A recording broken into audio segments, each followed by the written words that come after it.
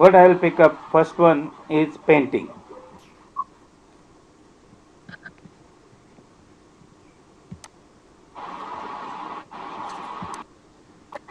Okay, we start with painting.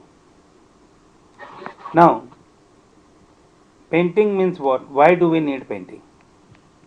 Ship is made up of steel, basically, or even houses and all. Why do it house? We use paints for purpose of aesthetic looks and some protection to the walls. Fine, or just aesthetic looks. Ships, two things. First thing is you need to protect the steel because, as a matter of fact, this was explained to me by somebody long ago when I was appearing for second match that no pure thing is stable on earth. So, same thing happens. The metal, pure metal, is not stable and it will try to make itself stable by reacting with something. In this case, it is oxidation. So, pure metal will get corroded. That means the plate thickness will decrease, and as the plate thickness decreases, the strength decreases because strength is based on the thickness of the metal plate. So, over a period, there will be problem. So, you need to paint it. Now, what is the standard process of a shipbuilding is they treat all the plates from beginning. They paint them and try to keep the corrosion to bare minimum while they are constructing the ship. Once constructed, they just go through every nook and corner, ensure the surface preparation is very good. Then they paint it, coat it with certain thickness of paint, calculating that it should not rust for next say 20 years or 10 years or 15 years, whatever. It depends on the person who is buying the ship. Europeans generally used to go for 20 to 25 years. There should not be corrosion. Japanese used to go for 10 years because in 10 years time they used to get rid of the ship by selling it to nearby neighbors like Indonesians, Koreans, Chinese, anybody. They used to buy these second hand Japanese ships. So Japanese ships had higher problems of corrosion. Anyway, coming to this, the ship is delivered, nicely painted, everything. Then you do get two issues. One is some place there can be a mechanical damage to the paint. Mechanical damage means somebody hammered something and paint got chipped off and the corrosion start. So you need to paint that one. Other one is the UV radiation also affects the paint colors. And this is a UV radiation. You will also realize is museums and all don't allow you to use flash. Inside they don't allow you to use flash for doing any sort of photography, or they ban the photography.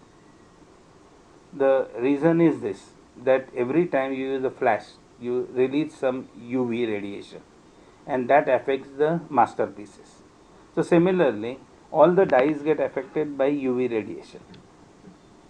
So after 10 years maybe you will find that our ship is not looking that bright, let us give one coat of paint because it should be shining. So that may be for aesthetic look. The other one, to corrosion prevention treatment, means you are going to start it when there is some mild form of corrosion. You get rid of corrosion. Now, how do you get rid of corrosion? You hammer the metal or blast it off with something. Now, if you are going to do hammering of the metal, what do you use? Some sort of hammers.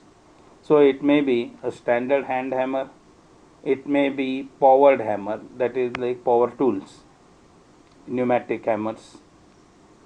Then there are different types of pneumatic hammers. One is a single head, other one two heads, three heads. Some of them have got pins. So that is the pin needle guns, what we call it. That is one method of doing it. Then you also use something called grinders and disc sanders. Those are high speed rotating with like 5000 to 10,000 RPM. Extremely dangerous ones when if not used properly. So that is also used to remove the corrosion and prepare surface for painting. Other one can be water blasting, that is high pressure water, that's a very super high pressure water, okay. That super high pressure water can blast off the corrosion. Then you have got another system where you use very high pressure water and insert abrasive things inside like sand and all, so that way it removes the thing. Once upon a time sandblasting was allowed. Today most of the places don't allow sandblasting in open. Why? Because the dust becomes harmful to the local population. So there can be many methods. Now generally every one of the tools you are going to use for rust removal will be power tools operated by compressed air or electric tools, and in rare cases driven directly by a source like internal combustion engine. It's possible. Other one is hydraulic, like high pressure, super high pressure blasting. So somewhere or the other you are going to deal with power tools. So painting on ship normally starts with safety of power tools, safety with compressed air, safety with hydraulic and electricity. So again when you look at it, most of the activities on board, what you are going to do will always start with safety of power tools, safety while working with electricity, safety while working with high pressure hydraulic, safety while working with compressed air. So all these are common. So you have to know these things clearly so that you can add them wherever you need. Next part comes after cleaning the surface. By the time you coat it, take some time, and that time is more than enough for microscopic corrosion to start. So theoretically it is not a good idea. So there are other methods. What it's done is you convert that microscopic part into a stable format. So by the time you coat it, whatever was creating oxidation, instead of oxidation, because oxides are not stable, in the sense what happens is oxide like iron oxide, it will not adhere to the metal, it will have tendency to keep on because their expansion ratios are different with the heat. So after with the heat changes, it will sort of break off once it gets certain thickness. So what is done normally is either if you are doing water blasting or something, you do add some chemical in it, acidic one. So it reacts with the bare metal and forms some sort of a product. Like normally one which was used earlier days and today probably we use same one, the phosphoric acid. Now for example, phosphoric acid is a very common thing. You all drink it regularly. All the Coca-Cola, Pepsi-Cola, anything. Colas have got phosphoric acid. Mild. So similar one, the little stronger acids are used on board to coat it. By the time it dries up after this, it forms a protective layer and then you coat it with the paint. It's done. At times you may not do it, sometimes you will do it, but in that case you are going to deal with the chemical. Moment you say dealing with the chemical, the first thing that must be in your mind, like for example earlier one, what when we discussed dealing with power tools and all, you always go to manufacturer's instructions. Chemicals, you go to the material data sheet. It tells you everything about chemical, and it also tells you very important thing is what emergency action you need to take in case the chemical affects you in any way, if it is swallowed or if it is like that. So they give you action to take. That is the reason before you use any chemical you must study material data sheet which is provided, and there is a UN number. Moment you say chemical, there is a UN number. So if you read that UN number, then you can check it in your blue book. Blue book is something that is a hazardous cargo book which you will be studying next year. In that, you know the reference, and along with it there is another product, the emergency action to be taken. So you have to go through this, and you have to keep these things ready before you use the chemical. That means if it says that in case of this you use douse it with fresh water, so you make sure you have got can of fresh water available there on the spot. Not होने के बाद में I am going to go and look for water. It has to be kept ready that time. So that is dealing with chemical. And then let's assume that is what is done. And next one is you are going to go to the paint room to collect the paint for painting. Okay, you may do it earlier sometime, that's okay. But you are going to get the paint. Now what are the typical paints? Generally there is a resin, binder. These are the main things in paints. And they are mixed at certain viscosity and applied with the brush. Now application, let's discuss application, or no, we'll go to the application after we go through paint. Fine. Now paints come in vast variety of sizes. It is a branch of science itself. Okay, it's a branch of chemistry, you can call it, but whatever it is a branch of a science, and it has got very high level of specializations. Once upon a time, what was paint? You just got some resin, you got something like a binder. The resin is what is the color, dyes and all, one of those things, and the binder is the one which binds these particles together. They used to make paint, like you used to get white lead paste, and boson used to add linseed oil, not boson, Kasab used to do that, and they used to mix it and then apply it. It was done even on land for painting. The paints were prepared by using the ingredients. Later on, the things got more sophisticated, paints become readily available, and now what paint is doing? It is coating the metal to keep oxygen away from the metal or any other corroding liquids like acids and all. So paint has to have certain properties. That is how paints get designed. But essentially all the paints will be chemicals. Paint has got a thinner to make it thin if viscosity is too much. Thinner is what? Thinner is a solvent. Solvent is always having a low flash point, and it gives toxic vapors as well as inflammable vapor. They are inflammable by nature, the solvents. So that is thinner. You are going to add in the paint. So paint automatically becomes inflammable. So now you see, from a normal chemical properties we are coming. It is a toxic. You use non-toxic paints. There are non-toxic paints, but normally what we talk about paints are toxic. So toxicity is involved. Inflammable. So now the fire precautions come in. You have to have a fire precaution. No naked flames nearby, etc., etc. Now paints come, like I said, in all shapes and sizes. Not shapes. Let's say all types. You have got non-toxic paints, you have got toxic paints, you have got super toxic paints, which are used with lot of care, but they are meant to ensure that the marine growths and all will not occur, because marine growth also can create problems.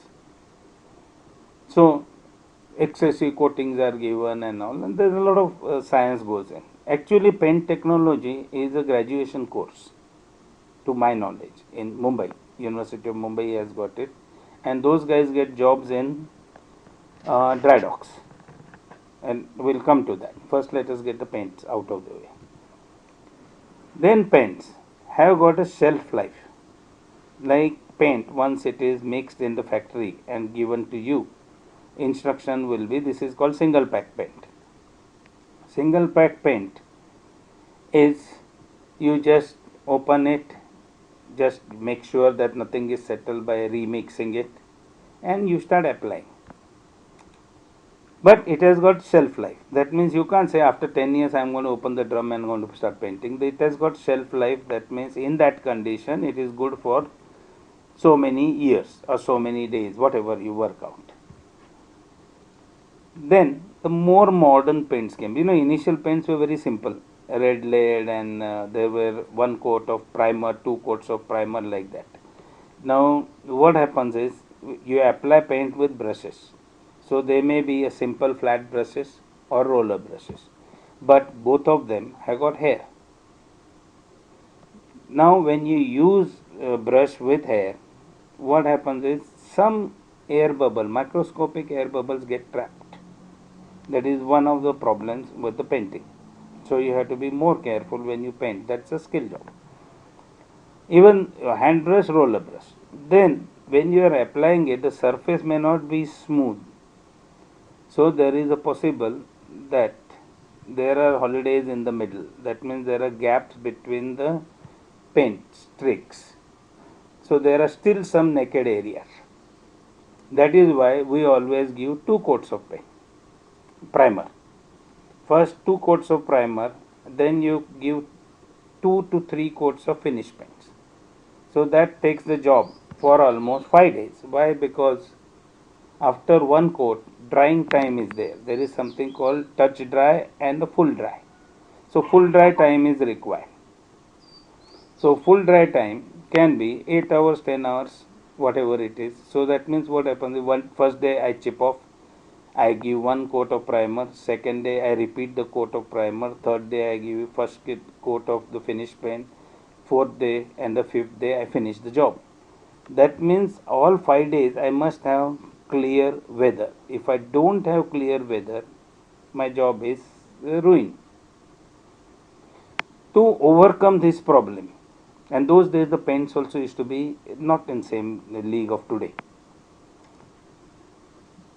Then there was more and more research. Like in the beginning, we used to use only two types of primers. Like one was red lead and one was zinc chromate. The red lead was used everywhere. Then came zinc chromate, because zinc chromate was meant for galvanized steel, and they tried to use galvanized steel in shipbuilding. Today, red lead is banned anyway, long ban. Why? Because the lead content which goes in the sea can harm marine environment. So it has been banned. So there are other types of primers. But we also went through a period, that is when I was selling, say I think around, I will say around 80, 1980, the paints came which came as a single coat paints. That means there is no primer, no finish coat, it is just single coat of paint. Why? So that your job will not get ruined if the weather becomes bad. You need 5 days. Whatever job you do, you finish in a day. So those were single coat systems. In between we got chlorinated systems and variety of system, paint system. Anyway, and it will keep on improving, epoxies and so on. So you still had a single pack paints. Then other type came in, epoxies, which were two pack paints. That means pack A, pack B. You mix up pack A with pack B. You pour pack A. Generally what used to happen, the drum with pack A, if it was the smaller component, that only that much was put, and pack B was another drum which you open and pour it in pack A, and then you use a mixer. So activities involved is opening the drum, pouring it, that means there is a risk of spill and all, and then mixing it. Now how do you mix it? The same process like making chas at home. You know the chas, correct? You take something and keep on mixing. So something like that, but not with the hand. Earlier days we used to take one stick and we used to do all that stuff. And during my time only, we got the pneumatic one. Then we converted some electric chipping machine with some fittings to do it easily and mix better. But that means mixing is involved. Mixing means there can be splashing. So your PPE must comply for all this handling of this chemical. Now this is where we are handling the chemical. Now, like I told you, everything has got a shelf life. Fine. But moment you start dealing with two pack paints, there is also something called pot life. Pot life means from the time you mix A with B, the mixture has got a life of 8 hours, maybe 6 hours, and the lowest one I have seen is 40 minutes. That was not toxic paint for freshwater tanks, 40 minutes. Long back, I'm talking. So there is a pot life. Now again coming back to painting and the risk assessment. See, there is a risk involved of spill, splashing. Then when you are mixing, you have got solvents involved, so you can have toxicity problem. Plus, you have got inflammable nature solvents. So there are many things involved. When you deal with chemicals, you have to think of all these points. So that is the checklist you have got, the safety precaution checklist you have to prepare. So that all this, what you can see here, can be handled by having the safety precautions checklist. What is risk involved? If this risk is involved, these 4 points come in. If this is involved, these 2 points come in. And you will notice, in spite of the fact the Code of Safe Working Practices is about 500 and odd pages, we actually repeat lot of stuff there because like safety precautions have got so many things involved. Now say painting, we are dealing with chemicals, fine. Then ventilation comes in when you are mixing paints, anything. Is it closed space? Is enclosed space? Then you need ventilation. This is when you are mixing paints. Then if you are going to use power mixer, then again you come back to electricity or compressed air or something. That is what is involved as a risk because you are dealing with a source of power. Then now suppose you have got paint ready, correct? Now we come to how to apply paint. Most of the paints, practically most of the paints, the recommendation is airless spray. What you see in car painting normally, you see now the guy has got a gun and there is some pot underneath and then he paints your car. That is not airless spray painting. That is with air. That is just paint is sprayed along with the compressed air which is released there. So that is not airless spray. What is airless spray? You compress the liquid paint and release it through a small orifice, so it comes out in form of spray. When you are dealing with the spray painting machine that is operated by compressed air, it deals with high pressure hydraulic and it is also got a release. Now that release is under tremendous pressure. If accidentally, if that is put by mistake on a hand or something, person will die. Why? Because it acts as a vaccination, like the airless vaccinations are given to when you have got mass numbers, because nobody has got time to take a needle and start changing. So there is a system which is a prehistoric system.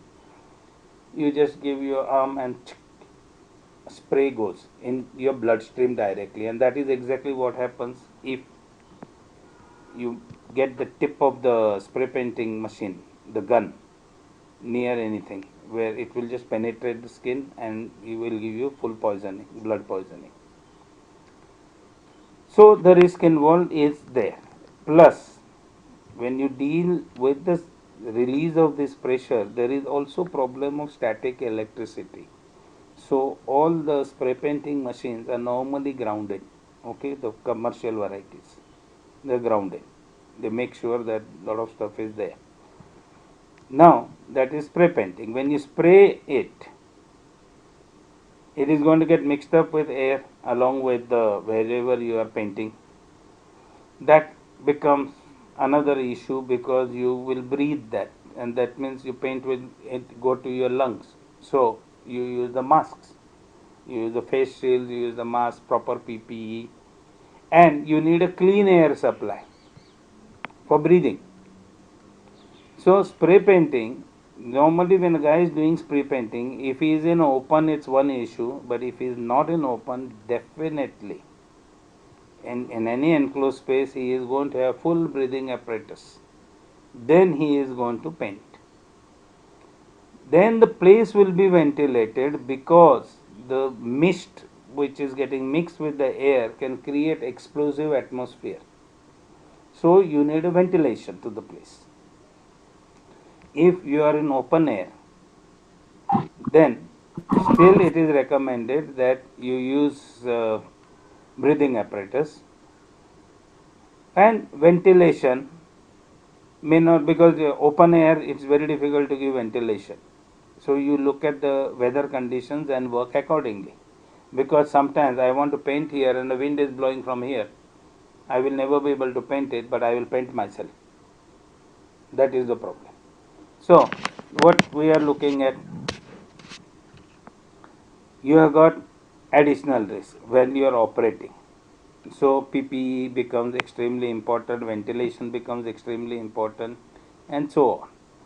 Next comes, suppose if you are going to do painting using staging, that means working aloft, then definitely you are going to need a permit. Then if you are going to working aloft, same precautions, you can fall this, that. Then what ladder you use to get on the staging, like you saw that film where those guys were painting the bow of the ship at Anchorage. Now see what happens is, when you use spray painting machines, or even if you are using rollers, and it is only the job for just cosmetic painting, okay, aesthetic looks, job goes quite fast actually. Job goes quite fast because one man in a minute's time can probably paint, if his hands are moving fast, at least 1 to 2 square meters. So jobs go fast, you need to shift the staging and a lot of activities come in. But now see, in painting, along with painting, you have got additional activity got added, that is working aloft or working overside. Get it? So whenever you are doing any one of these works, you go through the full process. Now when you are going to use staging, a ladder also comes in picture, like when you are working overside. So the ladders also come in picture, and that you have to be careful. Now that means using ladders, that is additional safety. So what I want you to do is, you take all these points, hatch covers, work at ladder, break it into modules. Break it into modules. What all is involved? Now you know the basic ones are there. Work at height, so this precaution, working with chemicals this, working with compressed air is this, pneumatic is, pneumatic, that's compressed air. Working with hydraulics is this. So you have got these modules. Then you have to attach them to say or prepare what sort of procedures, safety procedures must be followed. So general idea of painting is okay or no, or any doubts on this?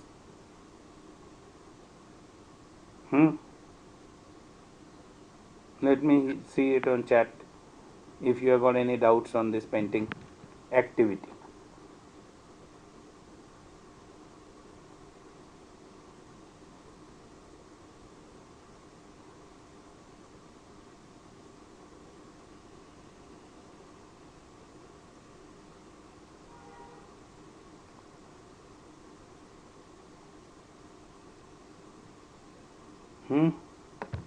No doubts.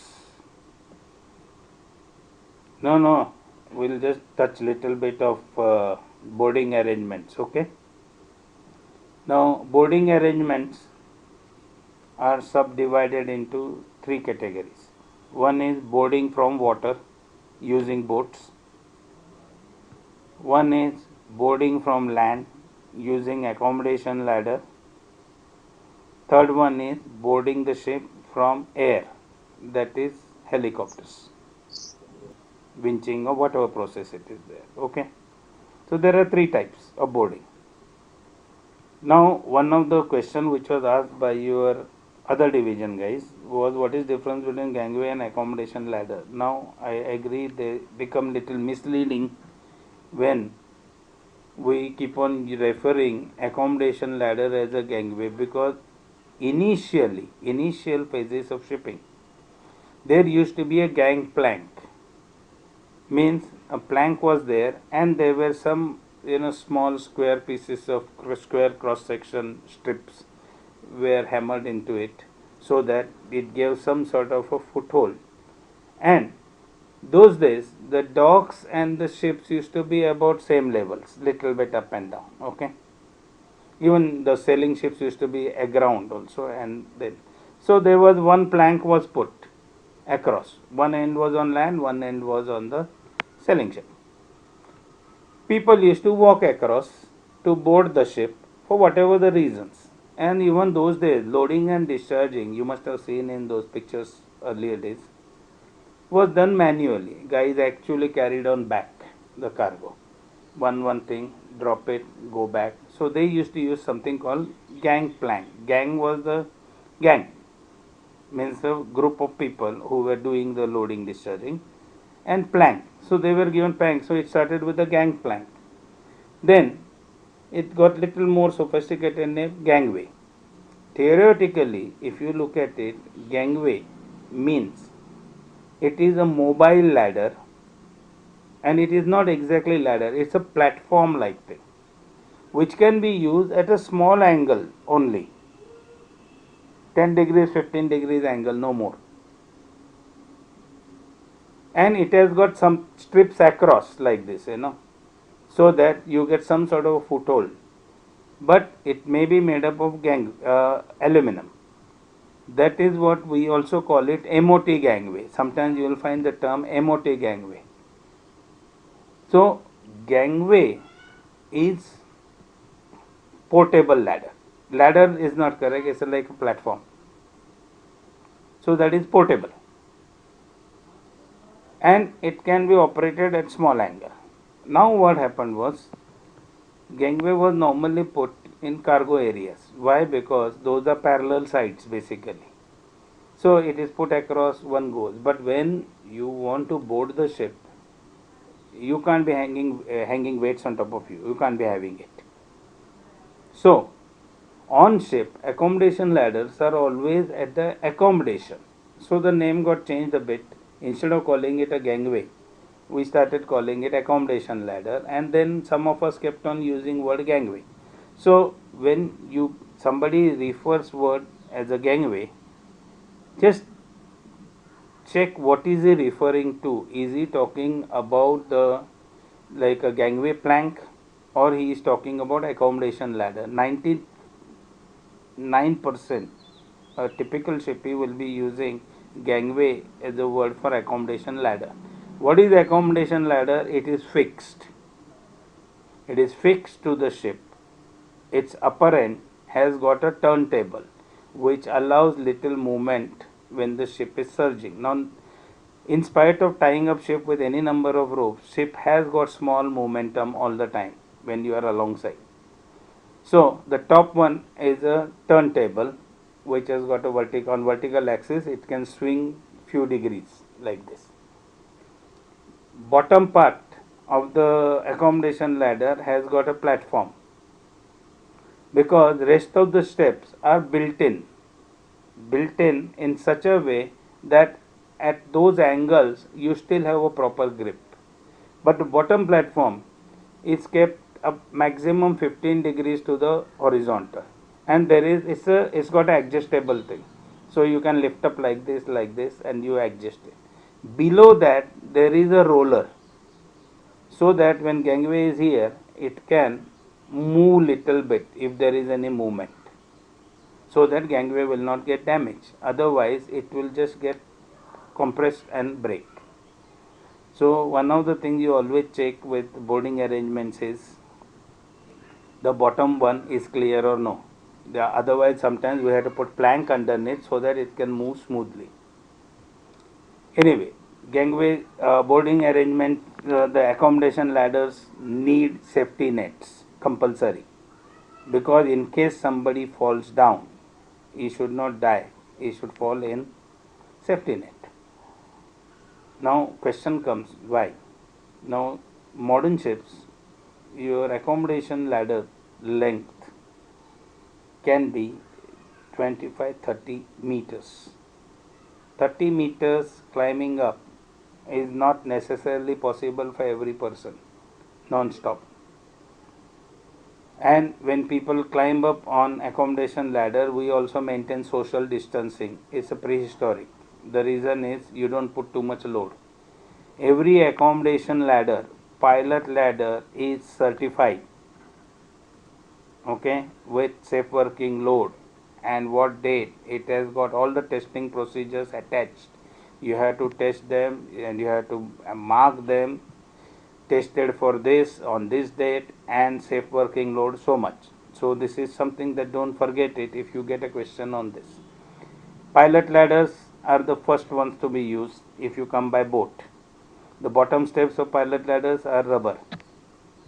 Why? Because the boat is likely to bang on it and it will smash the bottom steps. So the bottom few steps are rubber. Then you have got wooden steps as well as spreaders. Spreaders so that the pilot ladder, when this is ship side and this is the ladder. So ladder need not be always like this. It will rolling, the ship is rolling, it will go like this. And that time it should not twist. That is why there are spreaders.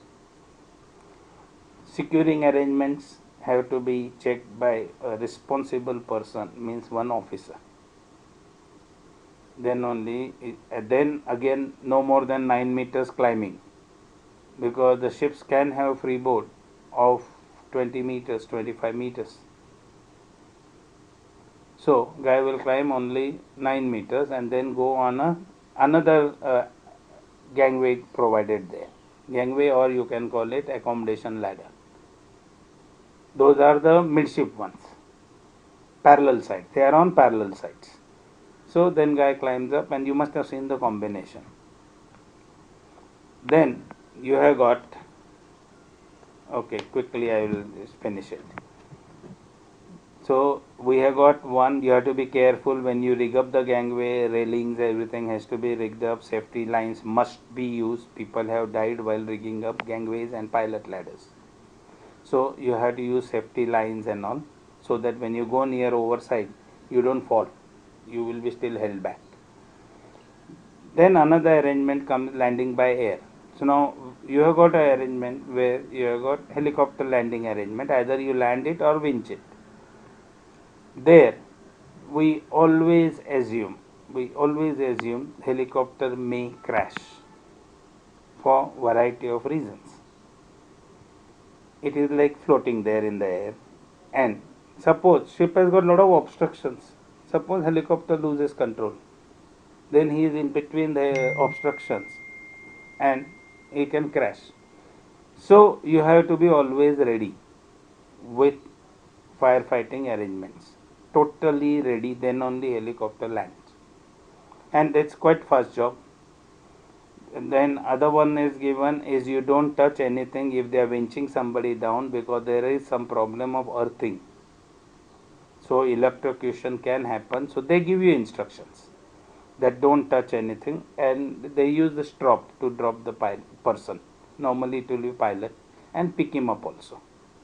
So these jobs are done quite fast, and it is tough. Believe me, it is tough, because what happens is when a helicopter is operating close to the ship, there is a turbulent air which is created by ship's structure. That makes it more difficult. If it is a smooth flowing, they can manage it, they can adjust it, but turbulent one is more difficult to handle. Okay, so make sure you read these things and let us see how it goes. Today I am going to give you another this thing, ROR assignment, which you have to submit on Monday, and make sure it is all perfect, huh? Because it is meant to be perfect. ठीक है, these are all assignments, not exams. Don't mix them up. Assignments you are allowed. पहले share होना चालू. Share assignment little early. After this, I will put the assignment. The thing is, you have got everything there. Assignment means you have to do research and then write. It's not exam. So make sure you do proper research and write the answers perfectly, and loading everything like last time you all had done very good job, perfectly loaded. So same way, reply post and attach the file and so on. Okay. So any doubts right now? We are to the end of it more or less, class. Any doubts? Let me hear yes sir, no sir, whatever it is.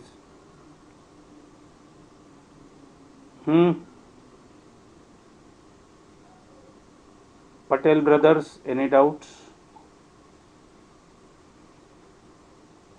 No, but see, one Patel brother came. Very good. Okay. Okay, so I will end the meeting and make sure your all assignments are good. Huh? I don't want any this thing coming that